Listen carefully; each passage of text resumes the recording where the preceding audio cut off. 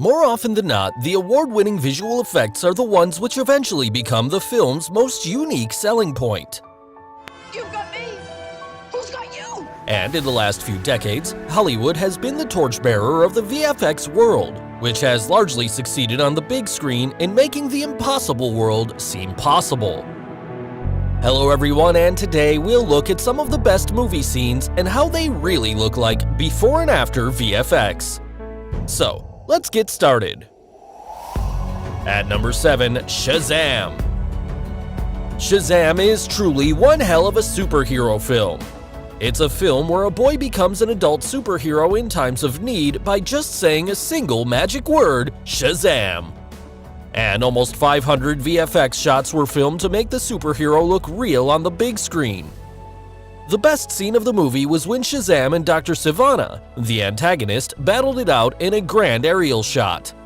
When you watch them flying in air, they're actually in a controlled environment surrounded with blue screen.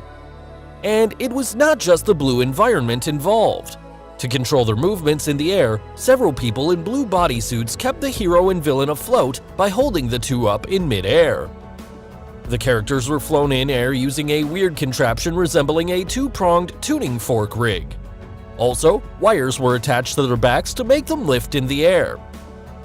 Not just this fight scene, many other effects were created using the fork technique. The several scary monsters you see in the movie were just few people dressed in weird suits on set, with CGI later added in. The famous bus sequence was actually shot with not one, but almost 5 to 6 buses, with some of them half-sized for certain scenes.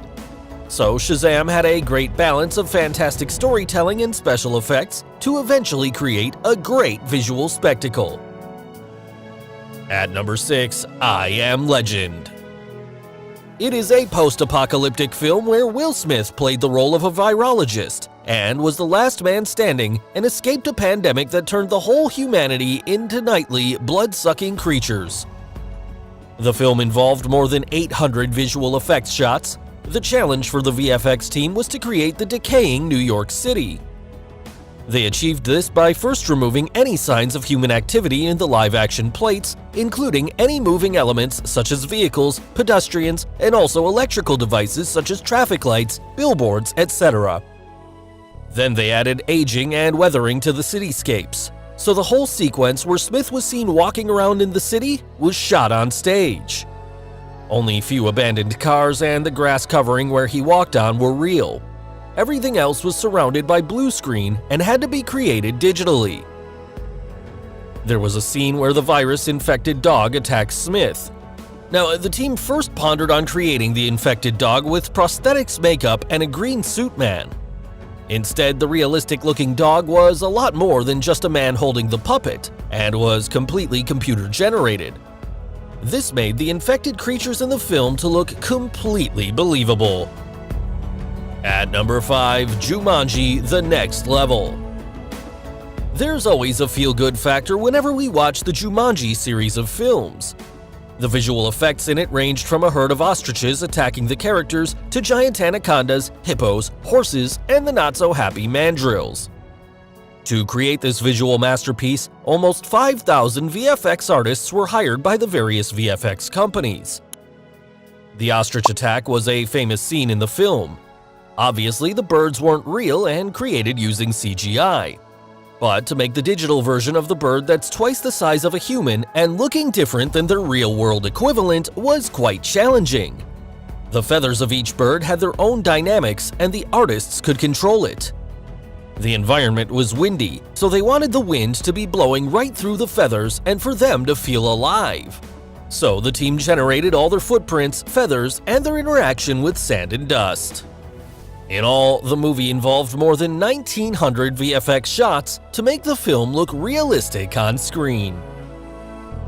At number 4, Guardians of the Galaxy.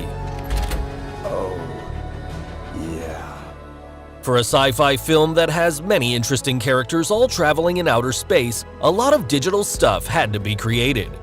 So the film featured almost 2,800 visual effects shots, which made up approximately 90% of the film. Rocket the Raccoon and Groot the Tree were two famous characters that the team focused on quite a lot. For instance, when creating Groot, MPC realized early on that his eyes would be essential in maintaining the character's human qualities, as his face couldn't move in a way that humans do. So the final approach made use of a mime on set who would wear a blue bodysuit. He would also wear a Groot helmet featuring a printed mask that matched the character's eventual eyeline. For Rocket, the on-set approach of using a small-statured actor was employed. Eventually, Sean Gunn, the director's brother, took on that job. He would walk the scene with a picture of Rocket on his bodysuit to help with eye lines. For instance, in this scene, Dave Bautista wore layers of intricate makeup to play Drax, while Sean wore a green suit to be Rocket, who was then digitally rendered. Post-production, it was Bradley Cooper who gave Rocket his famous voice. Like how much this is gonna hurt. At number 3, The Hobbit: The Desolation of Smaug. The Hobbit film series is quite famous for its dragon sequences. Benedict Cumberbatch played the role of the fiery dragon Smaug in the series. To resemble the movements of that giant creature on screen, he also acted for the role in a motion capture suit. So be it the voiceover or the stage acting, the actor really gets into the skin of his dragon character. In addition to his suit, he also wore a helmet that had a small camera attached to it to capture his facial movements using the tracking dots placed on his face. Here's how the dragon scenes eventually panned out after applying the visual effects. You can see him rolling and moving around on the carpet to perfect the movements of the scary dragon. So the team built the dragon layer by layer, from the shape of his skeleton to the way he moves around to the texture of his skin. At number 2, Captain America: Civil War. There is one famous scene where the captain prevents a helicopter from flying away with just his bare hands. When we look at it the first time around, dragging that helicopter almost down to the surface seems impossible. To accomplish this scene, a helipad was built at the studio with a large prop helicopter already placed on a hydraulic arm. The set was surrounded by green screen so that it could later be replaced with the digital version. So the helicopter is CGI, while Chris Evans acts against a green screen on a motion-controlled rig. He grabs a controlled helicopter landing rod attached to the rig, and the rest is added digitally. So finally, the number 1 movie in our list is John Carter. This 2012 film received a lot of praise for its visuals. There are many scenes in the film involving VFX. For instance, the various scenes involving the alien creatures. To create the alien in this scene where he approaches John, the actor wore a gray suit and a helmet fitted with a camera to capture facial gestures. Also, the scenes involving the giant buggies on which the characters travel were actually shot on a custom-made stand-in buggy. Similarly, here you can see Andrew Stanton, the director, on set, where he is directing the actor sitting on a spaceship surrounded by giant green screens. So guys, hope you enjoyed this video, and do you really like movies involving VFX? And which one of the 7 movie scenes is your favorite?